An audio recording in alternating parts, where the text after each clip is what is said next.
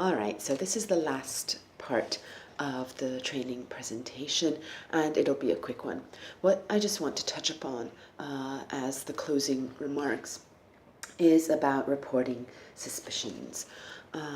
So especially when it comes to the high net worth customers who are by almost by default higher risk in terms of AML, if you come across anything suspicious, it's very important to raise that and to highlight it. So just to put it into a little bit of context, basically everything that the regulator requires us as a financial institution to do boils down to one key thing, and that is reporting suspicions.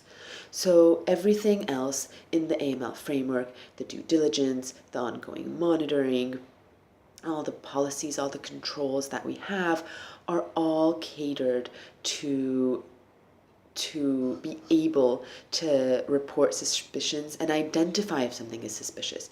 Because if you have to report it, the next question is, well, but how do I know if it's suspicious? And you know because you do proper due diligence, you know the customer, you know what to expect and what behavior to expect. And if it's out of the ordinary, then it is our obligation to report it to the authorities. We're not expected to be policemen or investigators or private detectives that would follow a customer to check if they do go to work and actually work in the place that they do, but it is our job to ask the right questions and obtain the verification of whatever it is that the customer tells us, and if we do come across something that's suspicious, to report that. So what could be suspicious?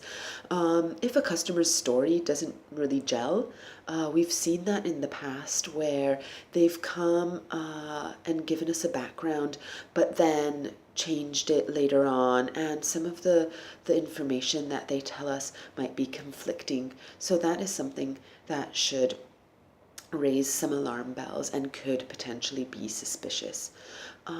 Another thing that could be suspicious is the way that the customer pays. So, which brings us back to the whole placement stage of money laundering. So if they come with suitcases full of cash, that's difficult to trace and can't be confirmed where they made it, then that could potentially be a red flag.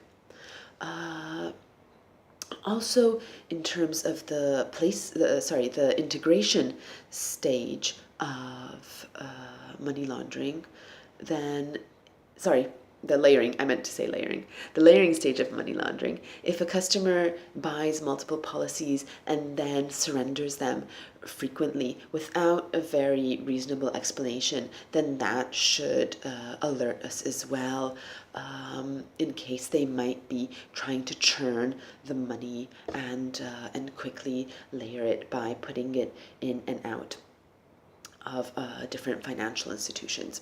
So these are just some basic examples of what could be suspicious.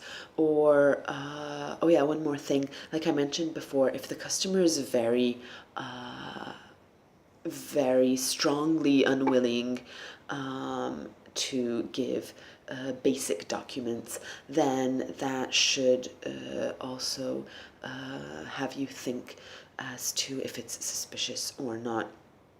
And the way that you can report suspicions is you can contact me as the head of AML. I am the money laundering reporting officer for the company, so I'm the one that reports all the suspicious activity to the authorities. So I can do that. I can assess any suspicions that you have, and we can report it if it is appropriate. You can also go through your line manager.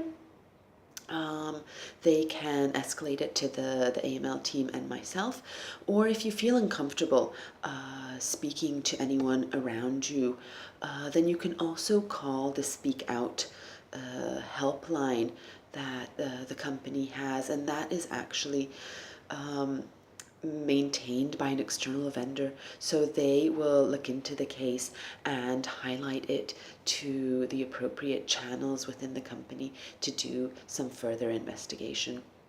Just remember that you'll never be penalized for reporting something as suspicious that eventually might not be suspicious in the end. What you would need to be concerned about is if you do come across something suspicious and you don't report it, because it is in the actual Singapore law that it's a crime not to report in case you have suspicions of money laundering. So just keep that in mind. Lastly, just wanted to quickly remind you never to assist anyone in laundering their money. That's a criminal offense. Don't do that. Report suspicions, like I mentioned, and if you do report suspicions and you're interacting with the customer afterwards, make sure you don't let them know that there's an investigation going on about them, because if indeed they are doing something illegal, then we wouldn't want to tip them off so that they would then change their behavior before the actual authorities can do their own investigation. So thank you very much for paying attention. I know that this presentation wasn't the most entertaining, probably, because I'm just sitting here talking to you for 45 minutes. But I do hope that some of the things that I said today did actually just help you understand and really get the spirit of AML and what it is that we're looking for. And that can help you in your day-to-day job, and that can help us as well turn things around quicker. So I'm going to finish this presentation now, and my colleagues will help to dial me in to the video conference so that we can talk about any questions, thoughts that you might have had throughout listening to me. So see you soon.